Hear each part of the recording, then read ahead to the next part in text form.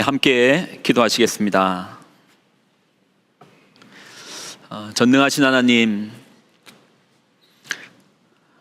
우리의 생과 우리의 걸어가는 모든 그 걸음 속에서 그 끝을 주관하여 주시는 전능하신 하나님, 오늘 그 전능하신 하나님께로 나아갑니다. 이런 우리를 받아주시고 우리의 생을, 우리의 삶을 붙들어 붙잡아 주옵소서.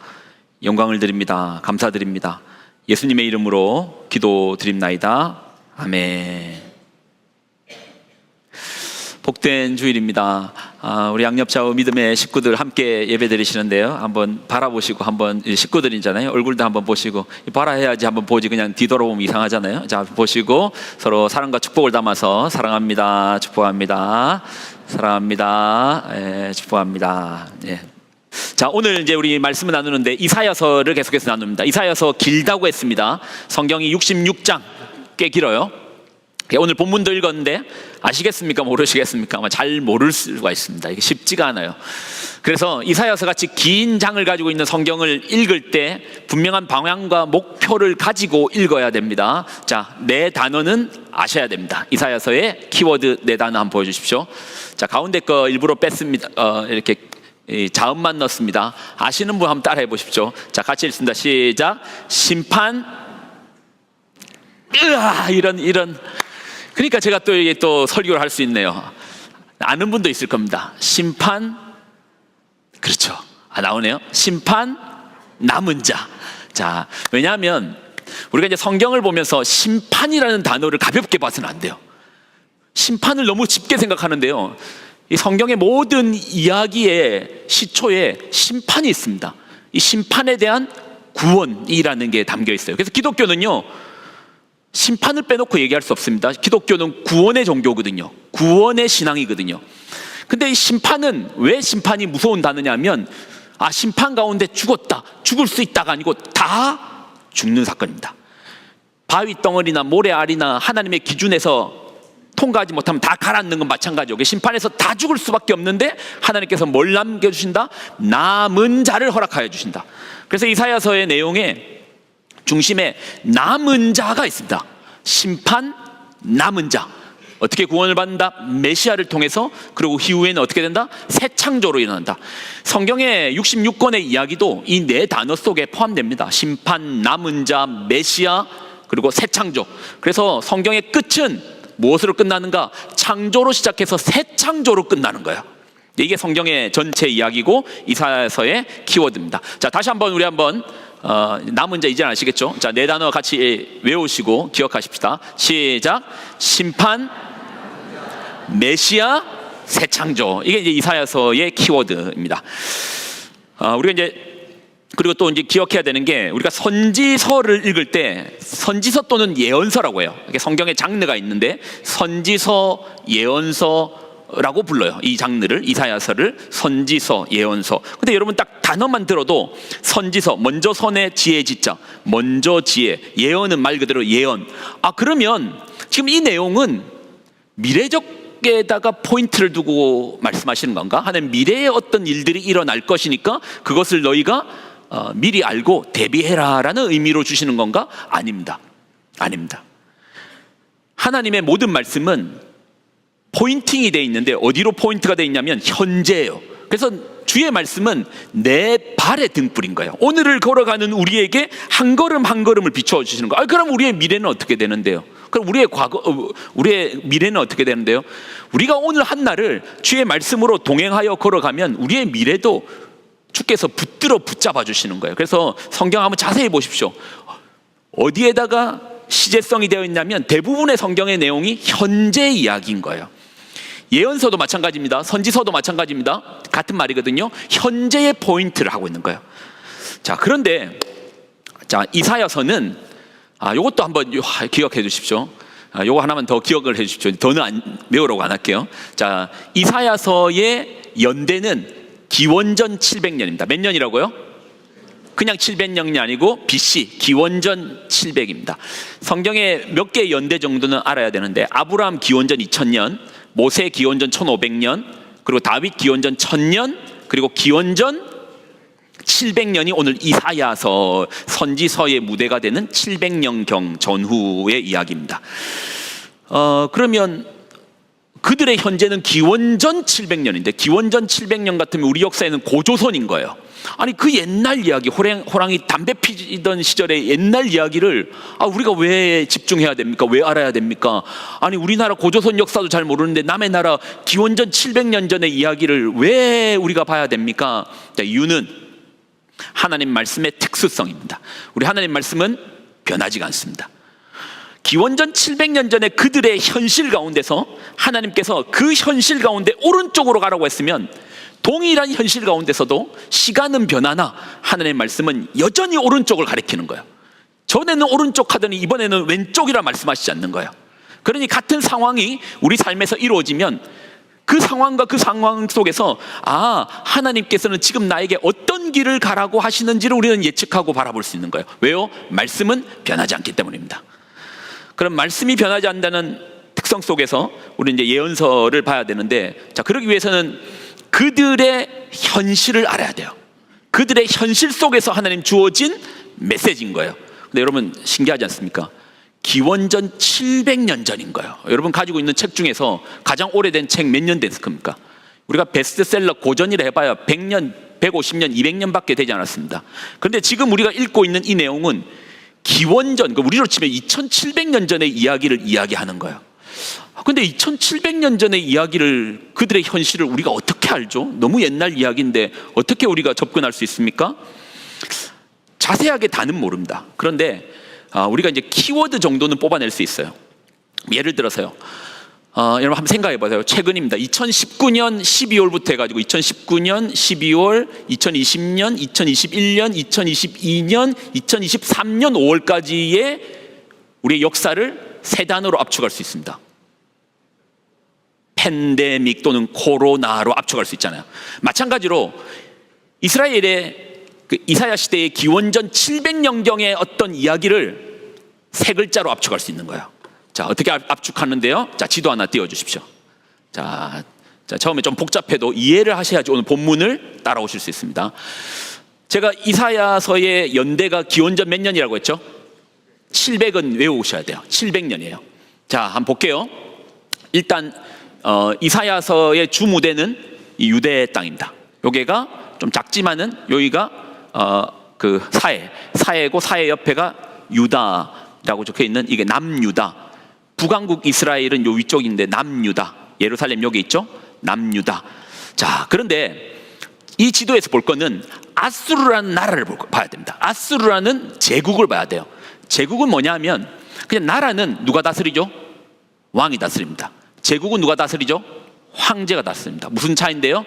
황제는 나라와 나라를 다스리는, 왕과 왕을 다스리는 사람을 황제라고 하는 거예요. 아수르는 제국이었습니다. 나라가 아니라 나라의 개념을 뛰어넘은 제국인 거야. 나라와 나라를 다스리는 아수르가요, 827년, 기원전 827년의 땅덩어리가 여기입니다. 자, 여기 요렇게가 땅덩어리입니다. 그런데 땅은 넓어도 뭐랑은 상관없죠? 남유다랑은 아무 상관이 없어요. 기원전 824년에 아수르는 강력한 제국이라도 남유다랑은 아무런 상관없는 땅덩어리인 거예요. 마찬가지로 유럽이란 나라가 아무리 강해도 그래도 우리의 조선의 중기랑은 아무 상관이 없잖아요. 조선 중기 때 유럽이 저 멀리서 그들이 아무리 발전하고 그들이 아무리 무역으로서 나아가도 우리랑은 상관없었던 것처럼 조선 후기나 돼야지 유럽하고 우리하고의 상관성이 이어지잖아요. 마찬가지로 아수르란 나라도 기원전 824년에는 아무런 상관이 없는데 이사야가 예언을 하던 700년경에는 어떤 일이 납니까? 기원전 671년에 아수르가 이렇게 땅덩어리가 커졌습니다. 자, 이러면 남유다랑 아수르랑 상관이 있습니까? 없습니까? 있습니다. 그래서 이사야 시대 때에 남유다를 딱 세 글자로 정할 수 있습니다. 세 글자로 정의할 수 있어요. 아수르라고 할 수 있어요. 이 이사야서의 역사적인 상황, 그들의 현실에 세 글자로 말씀할 수 있는데 아수르인 거예요. 좀 더 유식하게 말하면 아수르의 팽창인 거예요. 남쪽으로 팽창입니다. 그러면 싸워야겠네요. 자, 여러분, 이 사람하고 맨손으로 싸울 수 있습니까? 자, 여러분이 밤길에 이 사람 만났습니다. 싸워야 됩니다. 자신 있습니까? 지금 이 아수르를 만나는 타이슨입니다. 타이슨입니다. 이 사람 밤길에 만나면 피하셔야 되겠죠. 고대 역사에서 아수르란 나라에 대해서 우리가 좀 생각해 볼 필요가 있어요. 아수르란 나라가 우리에게는 너무 옛날의 제국이니까 별로 실감이 안 오죠. 그런데 아수르가 어떤 나라인가를 보여줄 수 있는 게요, 한번 조금만 생각해 보면 돼요. 당시 아수르가 다스렸던 나라가 이집트에서, 서쪽 이집트에서 동쪽은 이란까지인 거예요. 이집트에서 이란, 이게 거리가 감이 안 오시죠? 한 2,500km가 됩니다. 2,500km고, 그리고 남쪽으로는 이집트고 북쪽으로는 아나톨레 반도입니다. 이 길이가 한 2,000km가 되거든요. 2,500에서 2,000km를 다스린 거예요. 그런데 그 당시가 기원전 700년경인 거예요. 한번 생각해봐요. 기원전 700년경에 핸드폰 없었습니다. 카카오톡 안 되죠. KTX 없습니다. 저 끝에서 반란이 일어났는데, 반란이 중앙정부까지 반란이 일어났다는 소식이 전달되는 데까지만 한 달 걸려요. 군대를 보내는 것만 해도 몇 달 걸려요. 그러면 아수르라는 나라는 그 큰 제국을 어떤 방식으로 다스렸을까요? 그리고 또 생각해 보십시오. 다스리는 나라가 민족이 다르고요, 문화가 다르고, 또 뭐가 다르죠? 말이 다릅니다. 이렇게 말해도 말을 못 알아듣는 거예요. 그런 큰 땅덩어리를 어떤 식으로 다스렸을까요? 자, 비문 하나 보여주겠습니다. 아수르 왕이었던 아수르나스르팔 왕의 그 석판 비문에 나와 있는 거거든요. 사실 뭐 말하기도 좀 그런데 딱 보기에도 좀 어떤 느낌인지 아시겠죠? 그래서 아수르란 나라가 말도 통하지 않고 글도 통하지 않는데 그 넓은 땅덩어리를 어떻게 통하는가? 말과 글은 달라도 모든 인간이 느끼는 한 가지, 뭐죠? 공포로 다스리는 거예요. 공포라는 이름으로 다스리는 거예요. 감히 아수르 제국 아래에서는 반기를 들지 못할 정도의 공포심을 꽉 주는 겁니다. 엄청난 공포심을 주는 거예요. 우리에게 저항을 해? 반항을 해? 정말 이렇게 끌고 와가지고 뭐 더 말은 하지 않겠습니다. 그러니까 아수르라는 이 나라가 제국을 바벨론만 해도 제국을 문화적으로 좀 다스렸거든요. 그런데 아수르의 경우는 공포심으로 다스린 거예요. 고대 세계에서 아수르라는 세 글자는 듣는 이에게 공포라는 두 글자로 다가왔을 겁니다. 여러분, 공포도요 단계가 있습니다. 우리가 살면서 마주하는 공포를 5단계로 설명됩니다. 한번 띄워주실래요? 1단계가요 경계예요. 경계. 뭐 이런 경우죠. 그 서랍을 탁 열었는데 바퀴벌레가 튀어나오는 겁니다. 뭐 생각도 안 했는데 바퀴벌레가 튀어나오면 깜짝하고 놀라죠. 이 정도가 이제 경계. 그리고 2단계는요 불안인 거예요. 밤길을 가고 있는데 누가 뒤에서 쫓아오는 것 같습니다. 그러면 뒤가 좀 서늘해지면서 이제 불안해지기 시작하죠. 3단계는 좀 더 확실성 있는 강한 공포입니다. 저 앞에서 핏불이 쫓아옵니다. 세파트가 쫓아옵니다. 그때 다가오는 공포가 한 3단계 정도의 공포입니다. 그러면 4단계의 공포는 패닉입니다. 패닉은 불이 났는데 연기 때문에 어디로 탈출해야 될지 모를 때에 머리가 하얘지는 상태의 공포를 이제 패닉이라고요. 5단계의 공포가 이제 극도의 공포인데, 이 극도의 공포는 너무 큰 공포 가운데 기절해 버리는 겁니다. 기절할 정도로 두려운 상황이 극도의 공포인 거예요. 아마도 여러분의 삶에서 한 1, 2단계의 공포는 뭐 흔히들 경험할 거예요. 특히 필리핀에 살면 갑자기 벽에서 도마뱀 튀어나오잖아요. 이번에 그 팔라완에 선교 갔는데 깐틴에서 커피를 사는데 여기는 커피를 늘 이렇게 매달아 두잖아요. 매달아 두는데 커피를 몇 개 산다고 이제 뜯는다고 뚝 뜯었는데 까만색 도마뱀이 휙 튀어나오더라고요. 그때 좀 대범하게 행동했어야 되는데 저도 모르게 앗 소리를 냈거든요. 옆에 계셨던 집사님들이 비웃더라고요. 근데 이런 류의 어떤 가벼운 공포는 우리 삶에서 흔히 경험합니다. 근데 이제 4단계, 5단계의 공포는 사실 흔히 일어나진 않죠. 4단계, 우리가 패닉에 빠지고 기절할 정도의 상황이 오진 않는데, 저도 이제 이 설교를 준비하면서 제 삶에 한 4, 5단계의 공포는 언제쯤 왔을까 생각해 보니까 한 몇 번 있더라고요. 몇 번 있는데 좀 기억나는 게 중국에서 이제 중국 닝보항, 그 닝보라는 항구가 있는데 그 항에서 이런 단계의 공포를 한번 느껴본 것 같습니다. 닝보항이 예전에는 허름했거든요. 그 컨테이너 원래 부두는 그래도 좀 많이 발전되어 있는데 부두는 괜찮은데 부두 밖만 나가니까 가로등이 없는 거예요. 제가 못 모르고 밖에 한국에 전화한다고 공중전화 때문에 밖에 나갔는데 한국 소리로 막 누가 싸우는 소리가 들리는 거야. 한국말로 싸우는 소리가 들려가지고 뭐 그때나 지금이나 오지랖은 하여튼 뭐 유별나가지고 그냥 전화하면 되는데 한국말로 술 먹고 싸우는 소리가 나니까 거기로 간 거예요. 근데 이제 가로등이 별로 없다고 했잖아요.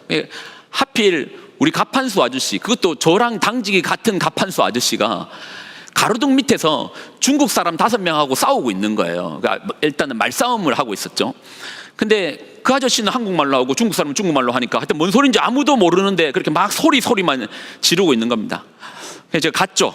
아저씨 뭐 지금 무슨 일이냐고 하고 갔는데 딱 제가 가고 한 1분도 안 돼가지고 제가 아저씨 뭔 일이에요 하고 가로등가로 딱 갔는데 1분도 안 돼서 골목길에서 중국 사람 한 50명이 나오더라고요.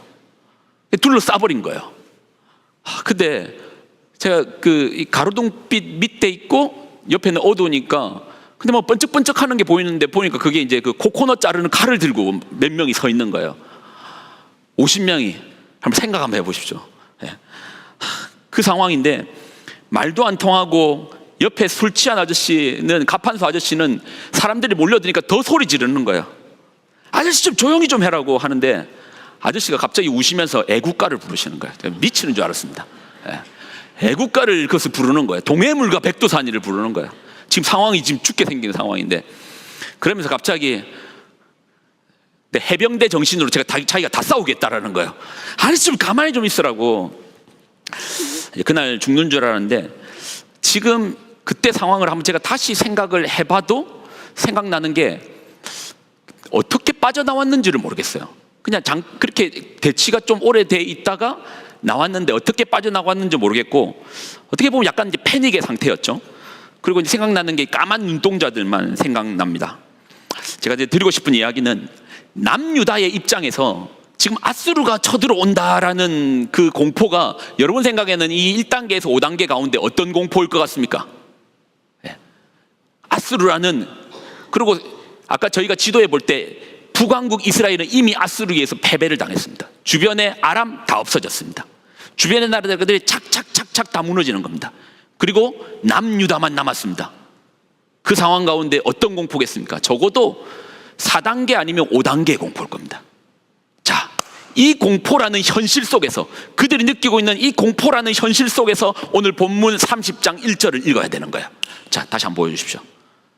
자, 이제는 우리가 이 성경을 읽는데 그들이 느끼고 있는 그 현실, 그들의 오늘, 그들이 느끼고 있는 그 공포심 가운데 오늘 본문을 접해야 됩니다.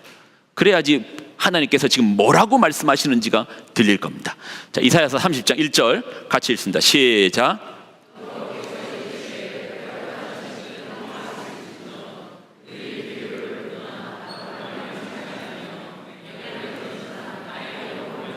자, 이제 성경 읽을 때 키워드입니다. 여러분 실컷 읽었는데 지금 여기서 말하는 여호와께서 이르시되, 하나님께서 말씀하신다라는 것까지 알겠어요. 근데 누구한테 말하는지 모르고 읽으면 안 됩니다. 지금 이게 아수르를 향해서 말하고 있는 건지 남유다를 향해서 말하고 있는 건지는 알고 읽으셔야 되는 거예요. 어떻게 하는데요? 문맥 속에서 보면 돼요. 근데 지금은 남유다를 향해 말하고 있는 거예요. 지금 이 공포심에 빠져 있는 그들을 향해서 하나님께서 말씀하시는 거예요. 패역한 자식들은 남유다를 말한 거예요. 화 있을진저. 지금 이 두려움 가운데 빠져 있는 남유다에게 말씀하시는 거예요. 너희 패역한 자식들은 화 있을진저. 너희가 베푸는 개교를 베푸나 하나님으로 말미암진 않았다. 나로 말미암진 않았다. 너희가 맹약을 맺었으나 나의 영으로는 하지 않았다. 오히려 죄에 죄를 더하는구나. 자, 2절 읽습니다. 2절 시작. 그들이 바로의 세력 안에서 스스로 애굽의 그늘에 피하려 하며 나의 입에 묻지 아니하였도다. 자, 무슨 상황 가지고 하나님께서 그 공포에 빠져 있는 그들에게 화 있을진저, 하나님 그렇게 공포에 빠져 있으면 좀 위로해 주셔야 되는 거 아닙니까? 왜 이런 남유다에게 화가 있다라고 뭐라고 하십니까? 그들이 지금 어떤 결정을, 공포심 가운데 어떤 결정을 내렸는데 그 결정이 하나님께서 화 있을진저 말해요. 어떤 결정요? 이집트로 내려간 거예요. 근데 여러분 이거 좀 이해되지 않습니까? 여러분이 생각할 때 타이슨이 쫓아오면 적어도 사람들 많은 무리 속으로 피하든지 아니면 좀 힘 있는 사람한테 도와달라고 해야 되는 건데, 아니 이게 왜 그래, 뭐가 그래 틀렸다는 겁니까? 뭐가 그래 잘못됐다라는 겁니까? 아니 아수르가 쳐들어오는데 애굽에 피해가지고 애굽한테 살려달라고 간청해야 되는 거, 이 상식적이지 않습니까? 근데 하나님 이게 뭐가 그래 틀렸습니까? 자, 3절까지 마저 읽고 좀 더 설명할게요. 자, 3절 읽습니다. 시작. 그러므로 수치가 되며 애굽의 그늘에 피함이 너희의 수욕이 될 것이라. 아니 무서운 상황 가운데 좀 힘 있는 사람 옆에서 살아보려고 갔는데 이게 뭐가 그래 틀렸습니까? 뭐가 그래 잘못됐습니까? 내가 감당 못할 강한 적 앞에서 피한 게 뭐가 그래 잘못됐습니까? 사실 이거 이해 안 되는 거 아니잖아요. 우리도 공포라는 상황이 다가오고 어려운 상황이 다가오고 무서운 상황이 다가오면 사실 찾는 게 핸드폰 들고 누가 나 좀 도와주지, 누가 내 옆에 좀 있어주지, 누가 이 문제 좀 해결해 주지, 우리가 찾는 우리의 모습 아닙니까? 사실 이 남유다의 상황을 두고 단순히 힘들 때 다른 사람의 도움을 받는 것이 틀렸다라고 단순화시키면 안 돼요. 그렇게 간단하게 해석하고 적용하면 안 됩니다. 지금 이 상황 속에서 조금 더 깊은 폭넓게 성경을 볼 필요가 있습니다. 그래서 우리가 또 이제 어떤 상황 속에서 시야를 좀 넓게 볼 필요가 있는데, 하나님께서 왜 이렇게 말씀하시는가? 이유가 있습니다. 이사야서가 계속적으로 말하는 내용이 있습니다. 1장부터 이야기를 합니다. 자, 1장의 내용을 볼게요. 1장 2절입니다. 자, 1장 2절 같이 읽을까요? 시작. 하늘이여 들으라, 땅이여 귀를 기울여라. 여호와께서 말씀하시기를 내가 자식을 양육하였거늘 그들이 나를 거역하도다. 3절 소는 그 임자를 알고 나귀는 그 주인의 구유를 알건만은 이스라엘은 알지 못하고 나의 백성은 깨닫지 못하는도다. 자, 5절까지 읽을까요? 자, 5절 시작. 허물진 백성이요 행악의 종자요 행위가 부패한 자식이로다. 그들이 여호와를 버리며 이스라엘의 거룩하신 이를 만홀히 여겨 멀리하고 올라갔도다. 이사야서에 전반적으로 이야기하시는 내용이 뭐냐면, 내가 자식을 키웠는데 그 자식이 나를 떠났다. 내가 알뜰살뜰하게 사랑으로 키웠는데 걔가 나를 이제는 무시하고 떠나갔다. 소도 그 주인을 아는데 소봐도 못한 인간들 아닌가? 그러면서 하나님께서 막대기를 드신 거예요. 자, 이사야서 10장 5절을 보면 아수르에 대해서 뭐라고 말씀하시는지 볼게요. 자, 10장 5절 읽습니다. 10장 5절만 읽을게요. 시작. 아수르 사람들은 화했을진저 그는 내 진노의 막대기요 그 손에 몽둥이는 이 아수르라는 나라는 뭐라는 겁니까? 지금 이런 남유다의 상황 속에서, 남유다의 패역함 속에서, 남유다의 죄악 속에서 하나님께서 드신 막대기라는 거예요. 아이가요 엄마 지갑에 손을 댔습니다. 지갑에 손을 대면서 손을 대고 돈을 훔칩니다. 그러면 어느 어머니가 가만히 두겠어요? 그래서 어머니가 매를 들었어요. 근데 아이는 공포심 가운데 지금 뭐만 보는 겁니까? 저 매가 내려오는 것만 보는 거예요. 오, 내 때리려고 하는 매만 보는 거예요. 아이는 자기의 잘못을 봐야 되고 이 상황 가운데 어머니의 마음을 알아야 되는데 어머니의 마음은 온데간데 없고 두려움 가운데 그 매만 보는 거예요. 지금 남유다의 상황이 그렇다는 겁니다. 남유다의 상황이 하나님의 마음은 온데간데 없고 지금 아수르라는 막대기만 보는 거예요. 공포심 가운데 저 막대기 나 치는 거 아니야? 나 때리는 거 아니야? 이 공포의 근원이 뭐라는 겁니까? 이 근원이 하늘이여 들으라, 땅이여 귀를 기울이라. 내가 자식을 양육하였거늘 그들이 나를 거역하였도다. 그들이 여호와를 버리며 이스라엘의 거룩하신 이를 만홀히 여겨 멀리하고 물러갔도다. 그래서 하나님께서 아수르라는 막대기를 드셨는데 그들의 온통 관심은 그 막대기, 공포심 가운데 아수르, 아수르, 아수르, 아수르. 여러분의 삶에도 감당하기 어려운 공포가 올 때가 있을 겁니다. 그러면 인생을 한번 해석해 볼 수 있어야 됩니다. 여러분, 성도는 말씀이란 기준을 가지고 인생을 해석해 낼 수 있어야 됩니다. 오늘 성경이라는 여러분의 삶에도 똑같을 겁니다. 이런 공포심 가운데 해석해내야 될 겁니다. 근데 하나님께서 말씀하십니다. 너희가 내게 묻지도 않았구나. 여러분의 삶에 공포가 다가옵니까? 어려움이 다가옵니까? 하나님 앞에 묻는 여러분 되시기를 예수님의 이름으로 축원드립니다. 아멘이십니까? 기도하는 여러분 되시기를 예수님 앞에 부탁드립니다. 아멘이십니까? 삶에 감당하기 힘든 그런 숨이 탁 막히는 공포 앞에서 기도하십시오. 그럼 어떻게 살아가는데요? 이 상황 가운데 어떻게 살 수 있습니까? 이사야서 30장 15절이 살 길을 보여주십니다. 자, 살 길도 한번 볼게요. 자, 15절입니다. 자, 15절 읽습니다. 시작. 주 여호와 너희가 돌이켜 잠잠하고 신뢰하여야 힘을 얻을 것이거늘. 예, 돌이켜 조용히 있고 그래야 구원을 얻고 잠잠하고 신뢰하여야 힘을 얻을 수 있습니다. 여러분, 공포심 가운데 여기저기 설레발치지 마십시오. 하나님 앞에 물어보십시오. 하나님 앞에 구해보십시오. 이 공포의 근원이 무엇 때문인지. 하나님, 내 죄 때문입니까? 나의 잘못이라면 돌이켜야죠. 기도할 때요, 우리가 막 구하지만 그러나 하나님께서 먼저 보여주시는 것은 나부터 돌아볼 수 있는 길을 열어주십니다. 그 다음 다른 사람을 붙여주고 다른 문제를 해결하는 것은 그 다음입니다. 왜요? 내가 그대로면 그때 기도 들어줘봐야 그 다음은 똑같은 일이 일어나니까요. 그러니 잠잠히 하나님 앞에 물어보십시오. 기도하십시오. 그때 하나님께서 길을 주실 것입니다. 우리가 9월부터 금요 기도 예배를 드립니다.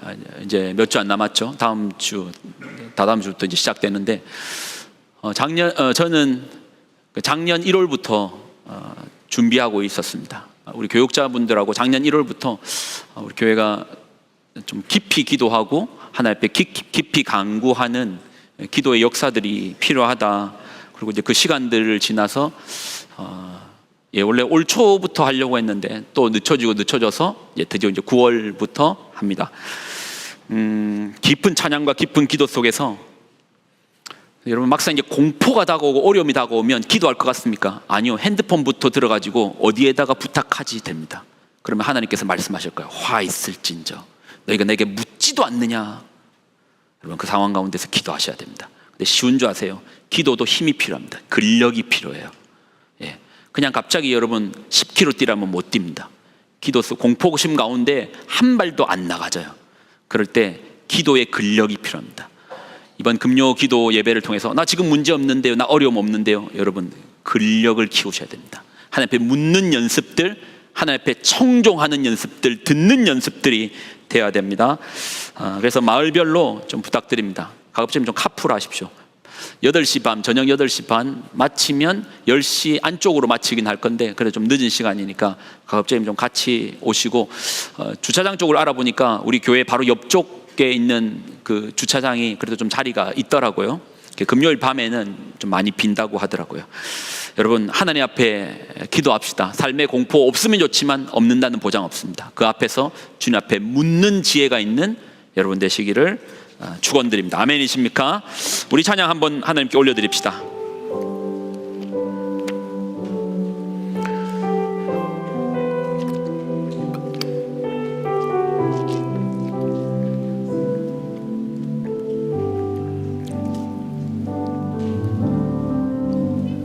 나의 기도하는 것보다 더욱 응답하실 하나님, 나의 생각하는 것보다, 전체적으로 싱어 소리 조금만 낮춰주세요. 더욱 이루시는 하나님,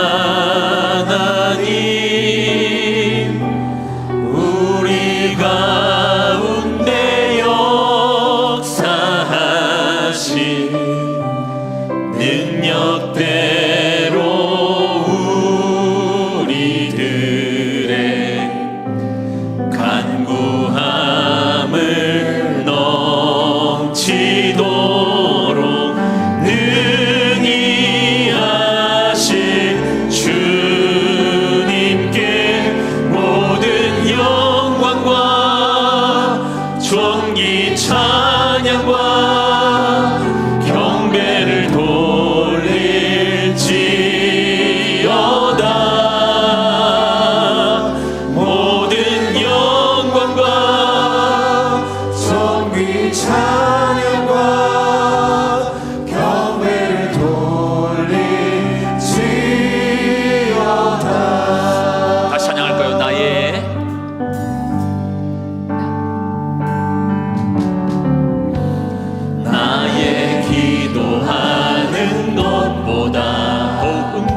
응답하실 하나님, 더욱 응답하실 하나님, 나의 생각하는 것보다 나의 생각하는 것보다 더욱 이루어주시는 하나님, 더욱 이루시는 하나님. 우리가 기도할 때 주님께서 역사하여 주십니다.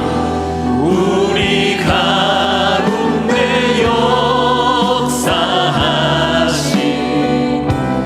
능력대로 우리들의 간구함을 넘치도록 능히 하실 주님께 모든 영광과 존귀 찬양과 경배를 돌릴지어다.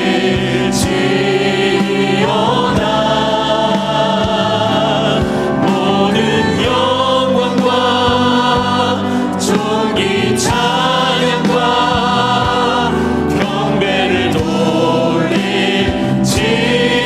모든 영광과 존귀와 모든 영광과 존귀 찬양과 경배를 돌릴지어다.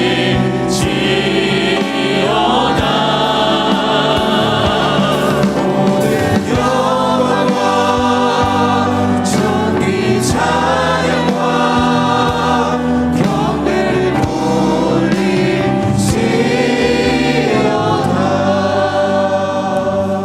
여러분, 요즘은 기도해야 되는 시간입니다. 기도해야 되는 시기입니다. 여러분, 조금만 생각해봐요. 여러분 부모님 때의 노후를 걱정하던 그 걱정하고, 지금 여러분 아직 다가오지 않는 노후를 걱정하고 어떤 걱정이 더 큽니까? 제가 볼 때는 우리 부모 세대들이 훨씬 더 가난했어도 그래도 그렇게 걱정 많이 안 하셨던 것 같거든요. 우리 부모님 세대 때 훨씬 더 어려움이 직면에 돼 있어도 그래서 보릿고개도 겪고 먹는 거 끼니 가지고 하고, 어떤 얘기 들어보니까 독바가지를 하도 긁어가지고 바가지가 깨질 정도로 긁었다고 하더라고요. 쌀이 없는데 어떻게 나옵니까?